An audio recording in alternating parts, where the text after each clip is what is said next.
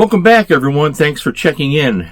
You know, it's a Sunday, and I remember what Sundays used to be like a very long time ago, and I thought I would talk about that. Today we're going to be talking about Sir Arthur Conan Doyle's Sherlock Holmes stories and novels, but rather than go into a detailed critique of the novels and stories and plot details and all of this, I'm not going to do that because there are so many wonderful booktube channels and YouTube channels devoted to doing that type of critical analysis, and they do it much better than I do. I'm not going to do any of that, but I am going to recommend for those of you who have not read Sir Arthur Conan Doyle that you should read his Sherlock Holmes novels and stories, and I thought the best way for me to do that is to tell you how I came to be a fan of that. Hopefully you'll find this interesting, and if, again, this is an episode that I thought is for people who haven't picked up a Sherlock Holmes novel or story.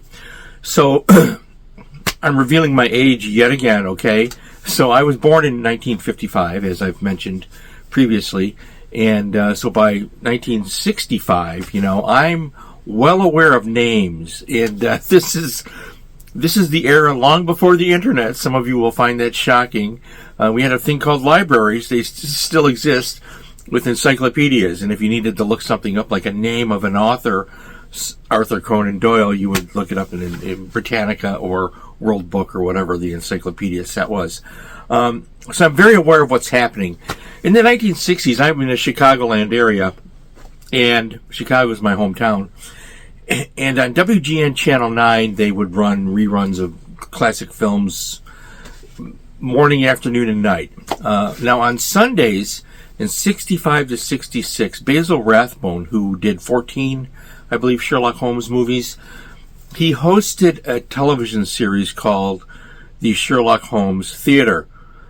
And the Sherlock Holmes Theater was where he clearly was aging, but he was having fun introducing his own films. So on alternating Sundays, he would introduce a Charlie Chan movie. Remember those? That was a great series of films as well. And so you'd have Sherlock Holmes and then, you know, Charlie Chan. And there were other things. You know, this television introduced me to Edgar Rice Burroughs because of the Johnny Weissmuller films. So anyways, I'm a big fan of Basil Rathbone and his Sherlock Holmes movies and his films, and of course the Charlie Chan stuff. The Basil Rathbone series ended just after his death, and WGN in Chicago the final episode was a tribute to Rathbone, who had passed. So it was a short-lived thing. I don't know if that series was syndicated. I don't find it anywhere on YouTube. There are very few references to it on the internet, but it clearly existed, and you know, it was great having him introduce his own Sherlock Holmes movies. So this made me a fan of Basil Rathbone. The movies, by the way, are great. Now, before we go any further, I know some of you are sitting there with your face scrunched up in hatred or disgust or whatever it is, and you're thinking, no, it was Jeremy Brett who was the greatest Sherlock Holmes on film. I agree. He was, and the reason he was, there's two reasons why Brett was a great Sherlock Holmes was, first of all, he was a great actor, and he had better scripts than anybody doing Sherlock Holmes. That's a fact, Jack. However, I still prefer Basil Rathbone. Basil Rathbone today is underrated by Holmes fans and aficionados because of so many great performances by other actors that came later. But I still maintain that Rathbone captured the essence of the Sherlock Holmes character just as Nigel Bruce captured the essence of Watson.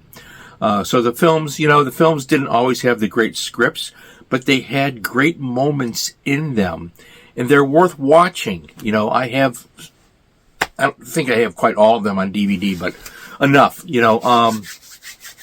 So I'm a fan of Sherlock Holmes because of Basil Rathbone in those films from the 40s. 38, 39, the first one was The Hound of the Baskervilles, and onward till what, the mid or late 40s. So anyways, Sherlock Holmes is in front of me, and I'm thinking, this is cool. So, again, by the mid-60s, I'm reading a lot. And the first Sherlock Holmes story I read was this Scholastic book 1963 issue of The Hound of the Baskervilles. Now, the cover on this is my favorite cover for The Hound of the Baskervilles. And years later, I discovered that the signature down here is Mort Kunstler. Mort Kunstler was one of the great pulp artists, from the golden age there.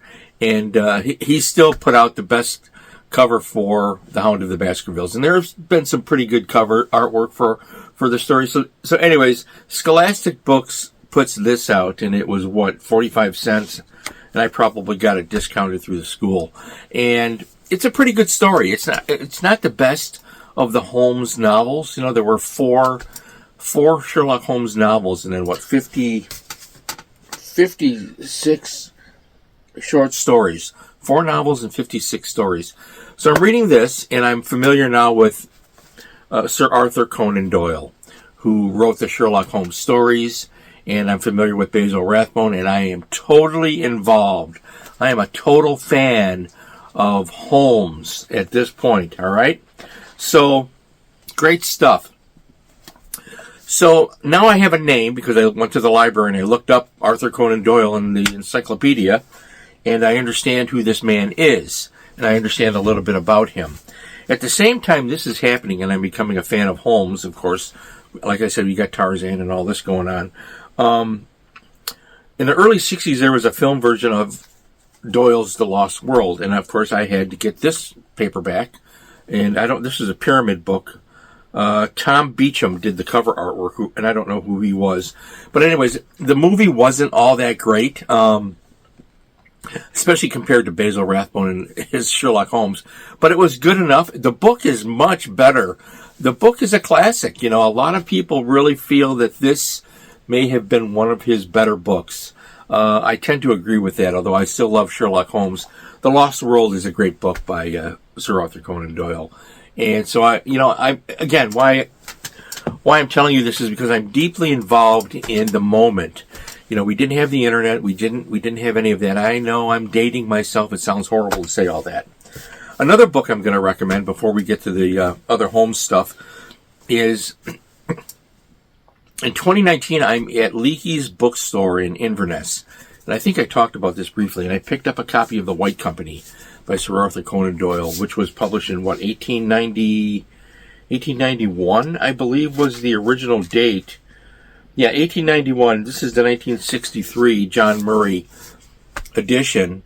And interesting trivia on this, John Wayne, the actor, loved this book, and he wanted to make a film version of it. That is verified in various locations and internet sites. You can look that up. It may or may not be true. I tend to think it is because John Wayne did love to read. That's verified by his children. Ethan and Patrick Wayne have talked about that. He loved to read books. So, The White Company by Sir Arthur Conan Doyle.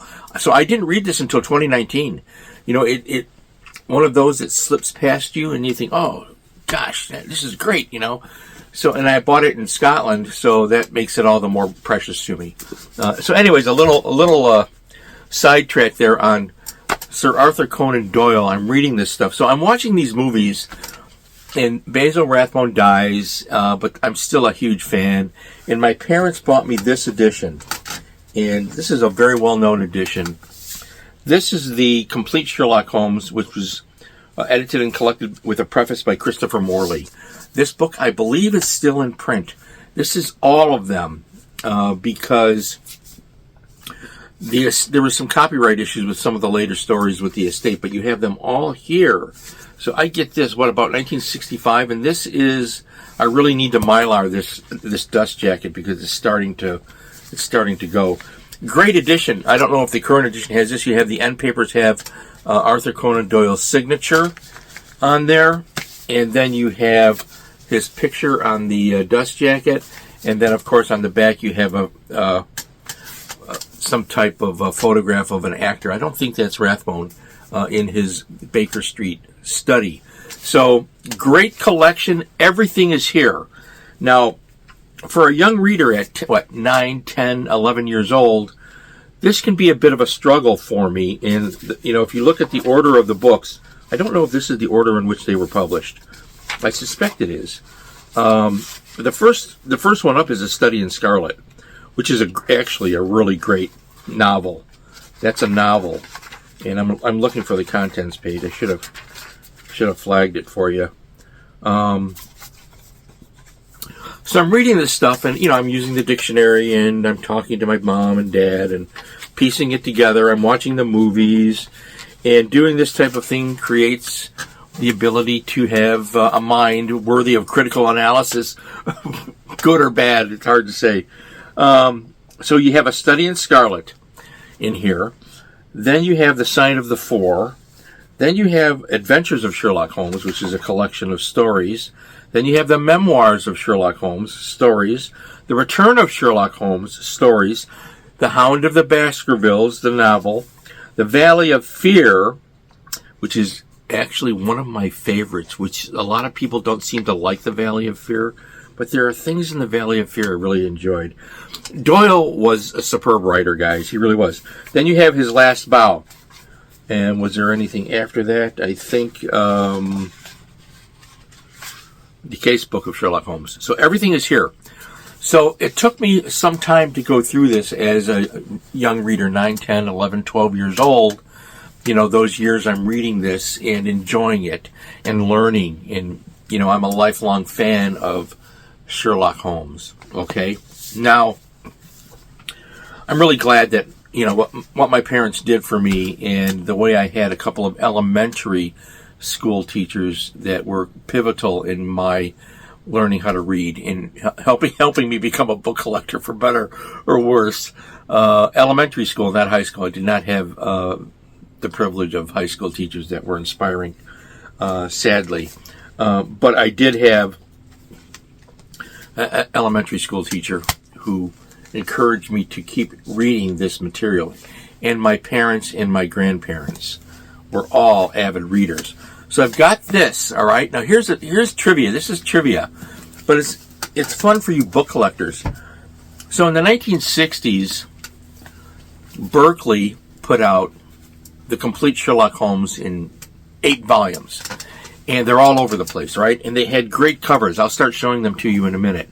And I wanted them, and because I had learned from this that paperbacks are easier to read and manage than a big, heavy book like the Christopher Morley collected edition. It's a beautiful edition for adults. I'm a skinny little boy, and I'm kind of struggling with this thing, and preferred paperbacks. Maybe that's how I became a paperback collector. I don't know.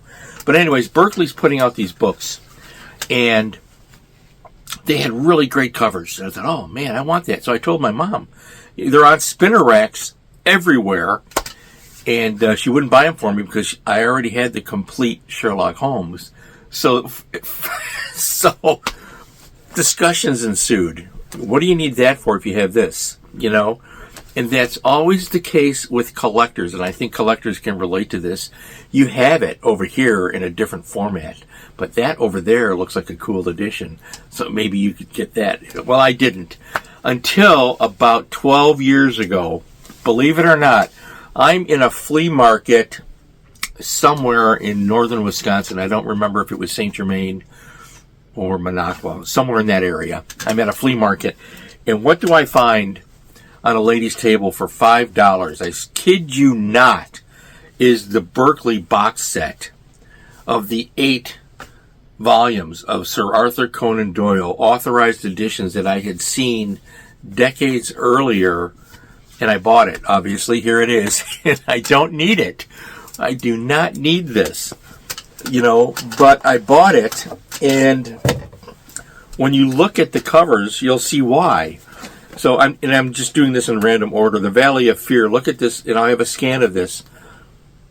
Look at this magnificent cover that Berkeley put out for 75 cents or whatever. Now I don't know if these are all first editions. This box set may have been compiled long after the originals that were in the box were taken out, but it's close enough. His Last Bow, great cover artwork, and you'll see how they were. They were uniform. They had the same artist or group putting them together. The artist is W. Thiessen, I believe. I'm not sure. So there's his last bow. Then you have The Adventures of Sherlock Holmes. What a great cover this is. You'll notice the orange on here, and remember the tail. I don't have to go into that. You Holmes fans, you know, it used to be the Baker Street Irregulars. Are they still around? So these were great, you know. I mean, I never got them until, 12 years ago. And these are actually the ones I go to now because paperbacks are so much easier to handle than these big books, you know. The Casebook of Sherlock Holmes is particularly intriguing, you know. Take a look at that. I'll have the scans here, like I said. The Memoirs of Sherlock Holmes, again, they're all uniform-looking editions. And this was a big seller. The one that's kind of an off one is The Hound of the Baskervilles. I don't know of any other. Later, Berkeley had a different cover, and I don't know if this is the same artist, but this is the cover. The Mort Kunstler cover is the better one, but this is okay. But these are still the editions I go to if I'm going to reread a Sherlock Holmes story. The Return of Sherlock Holmes, another fantastic. Again, uniform covers so that you know it's a set.